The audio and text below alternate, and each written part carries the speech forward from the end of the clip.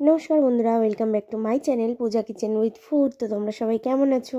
আশা করছি সবাই ভালো আছো, আর আমিও খুব ভালো আছি। তো আজ দেখো কড়াই তেল দিয়ে দিয়েছি। তো আজ রান্না করব কাঁকড়া। তো দেখো তেলটা গরম হলে আগে কাঁকড়াগুলো দিয়ে ভেজে নিচ্ছি। তো এই শীতকাল, এখন কিন্তু কাঁকড়া প্রচণ্ড পরিমাণে উঠেছে। আর এটা খুব বড় সাইজ না, মাঝারি সাইজের কাঁকড়া, তার জন্য আমি গোটা গোটাই রেখেছি, কেন একদম ছোট ছোট হয়ে যাবে যদি মাঝখান থেকে পিস করি। তো দেখো এখানে 500 গ্রাম মতো কাঁকড়া আছে। তো 7খানা মতো আমার কাঁকড়া হয়েছিল 500 গ্রামে। তো এইবার বুঝে নাও কেমন সাইজ, মানে একদমই বড়ই না, ছোটই বলতে গেলে, আবার একেবারে গুড়ি গুড়িও না, মোটামুটি সাইজটা। তো দেখো কাঁকড়াগুলো কড়াই দিয়ে একটু ভালো করে ভেজে নিচ্ছি।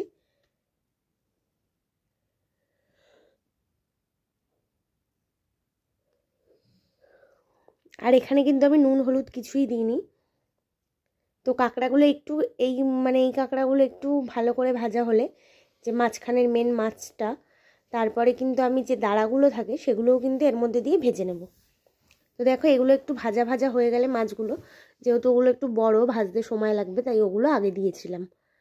তো তারপরে দেখো দাঁড়াগুলোও দিয়ে দিলাম, দিয়ে আবার একটু ভালো করে ভেজে নেব সব কিছু। তো এর মধ্যে দেবো আমি একটুখানি নুন।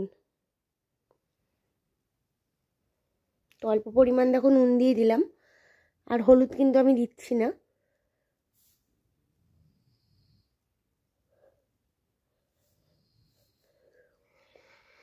তো নুন দিয়ে ভালো করে একটু ভেজে নিচ্ছি। তো আমি কিন্তু এইভাবেই কাঁকড়া রান্না করি। অনেকের পদ্ধতি অনেক রকম, বারবারই বলি আমি এই কথাটা, সবাই রান্না একরকমভাবে করে না। তো আমি যেইভাবে রান্না করি আমি সেটাই তোমাদের সাথে শেয়ার করে থাকি। তো দেখো কাঁকড়াগুলো ভাজা হয়ে গেছে, এবার আমি তুলে নিচ্ছি। আর এই সময় কাঁকড়া প্রচণ্ড পরিমাণে পাওয়াও যাচ্ছে, আর এই শীতের সময় কিন্তু এগুলো খেতে বেশ ভালোই লাগে। তো যারা কাঁকড়া পছন্দ করো, আমার মনে হয় বেশিরভাগ মানুষই পছন্দ করে, খুব কম মানুষই আছে যারা কাঁকড়া পছন্দ করে না।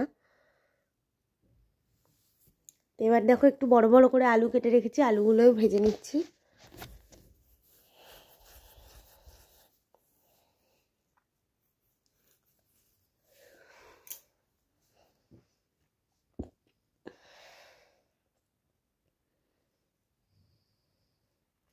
আর আমি রান্নাটা সাদা তেলেই করছি, তোমরা চাইলে কিন্তু সর্ষের তেলেও করতে পারো।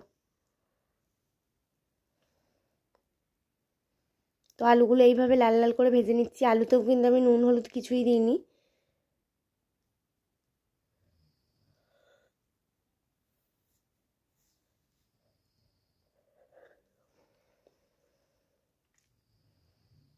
তো বন্ধুরা আলুগুলো দেখো লাল লাল করে ভাজা হয়ে গেছে, এবার আমি তুলে নেবো আলুগুলো।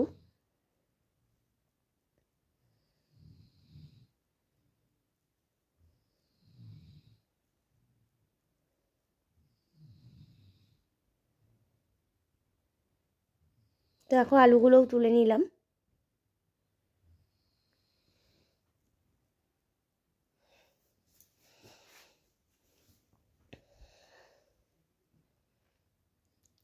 তো এবার ওই কড়াইতে যা তেল আছে, তো দেখো এবার আমি এর মধ্যে দিয়ে দিচ্ছি পেঁয়াজ কুচি।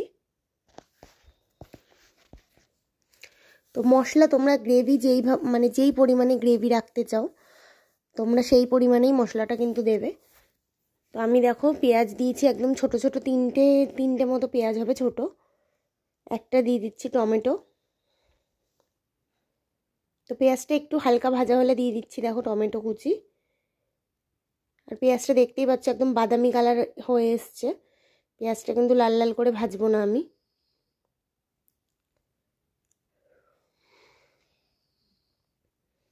তো একটু কালারটা চেঞ্জ হলেই দিয়ে দিলাম টমেটো কুচি।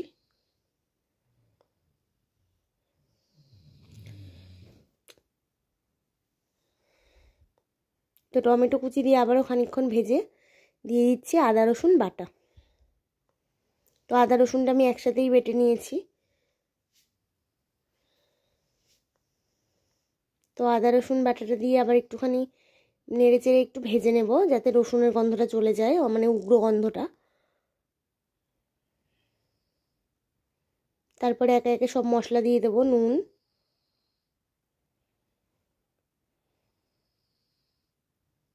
হলুদ,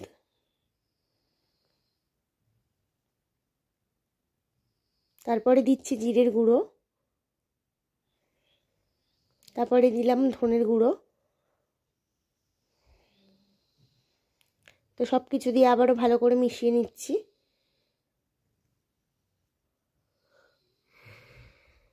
তো দেখো টমেটোগুলো আমি একটু খুন্তির সাহায্যে ঘেটে দিচ্ছি, যাতে টমেটোগুলো একটু ঘেটে গেলে ভালো লাগবে, নাহলে গোটা গোটা থাকলে ভালো লাগে না। তো মশলাটা পুড়ে যাচ্ছে বলে আমি একটুখানি জল দেবো এতে। তো দেখো বন্ধুরা, মশলাটা নিচে লেগে লেগে যাচ্ছে, তো সামান্য পরিমাণ জল দিয়ে দিচ্ছি।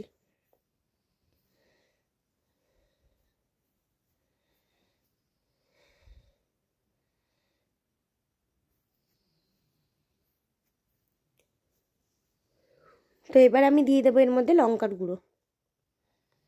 তো ঝালটা আমি একটু বেশিই খাই, তাই জন্য ঝালটা একটু বেশিই দিচ্ছি। আর কাঁকড়া এমন একটা জিনিস, এতে একটু তেল ঝাল না দিলে ভালোও লাগে না। তো ঝালটা যে যেমন খাও সে সেরকম বুঝেই দেবে। তো তারপরে দেখো আমি কাঁকড়া, আলু সব একসাথে দিয়ে দিচ্ছি। তো দিয়ে এবার কিন্তু ভালোভাবে কষাবো। কাঁকড়া কিন্তু আমি কোনো সময় ঝোলের মধ্যে দিই না। কাঁকড়া যখনই আমি রান্না করি এইভাবে কষিয়ে রান্না করি, তাহলে কিন্তু কাঁকড়ার স্বাদ অনেক বেড়ে যায় এরম অল্প অল্প জল দিয়ে কষিয়ে রান্না করলে।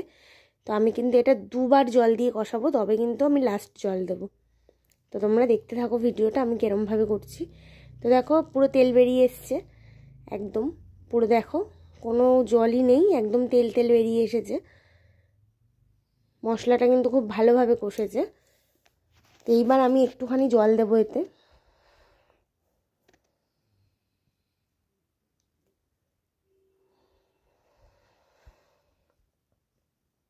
তো এবার দিয়ে দিচ্ছি আমি অল্প একটু জল।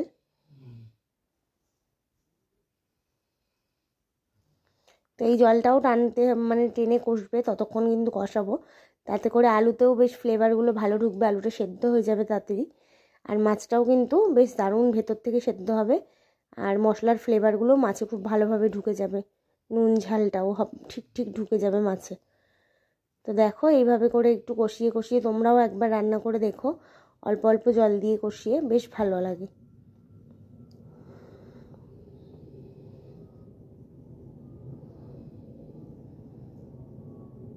তো বন্ধুরা দেখো প্লেন যাচ্ছে, তোমরা শুনতে পাচ্ছ নাকি জানি না। তো দেখো প্লেনের আওয়াজ হচ্ছে।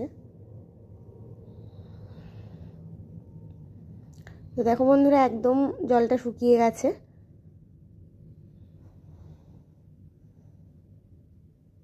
তো দেখতেই পাচ্ছ পুরো জলটা শুকিয়ে গেছে, কিন্তু তেল ছাড়তে শুরু করে দিয়েছে।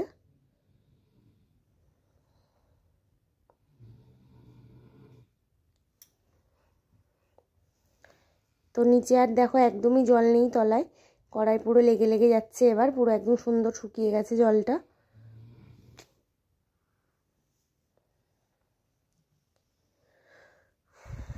তো এবার আমি আর একটু জল দেব।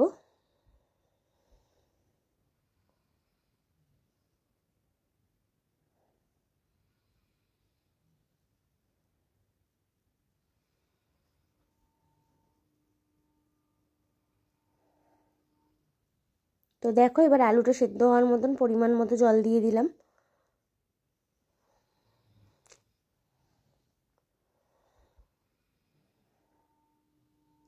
তো বন্ধুরা দেখো ঝোলটা ফুটে গেছে।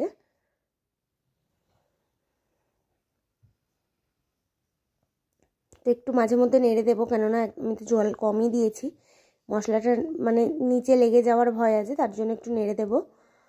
তো দেখো এবার খুব ভালোভাবেই ফুটে গেছে। তো আমি দেখছিলাম আলুটা সেদ্ধ হয়েছে কিনা। তো এতটা ভেজে নেওয়ার পরও, এতটা কষানোর পরও দেখো আলু অনেক এখনও সেদ্ধ হয়নি। তো যাই হোক, এটা আস্তে আস্তে আমাকে রান্না করতে হবে, কিন্তু এতে আর জল দেওয়া যাবে না। তো এবার দিয়ে দিচ্ছি গরম মশলা।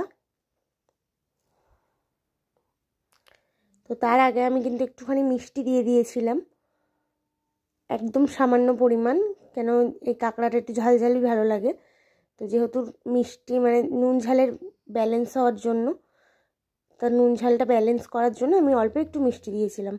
তোমরা চাইলে দিতেও পারো, না চাইলে নাও দিতে পারো। তো এটা আমার রেডি একদম, আমি এটা নামিয়ে দিচ্ছি। তোমাদের যদি ভিডিওটি ভালো লেগে থাকে লাইক শেয়ার কমেন্ট করতে ভুলো না, চ্যানেলটিকে সাবস্ক্রাইব করে দিও। আর অবশ্যই কাঁকড়া আমার এই পদ্ধতিতে একবার বাড়িতে ট্রাই করে দেখো তোমাদের কেমন লাগে। তো দেখা হচ্ছে আবার একটা নতুন ভিডিওর সাথে, ততক্ষণ সবাই সুস্থ থেকো আর ভালো থেকো।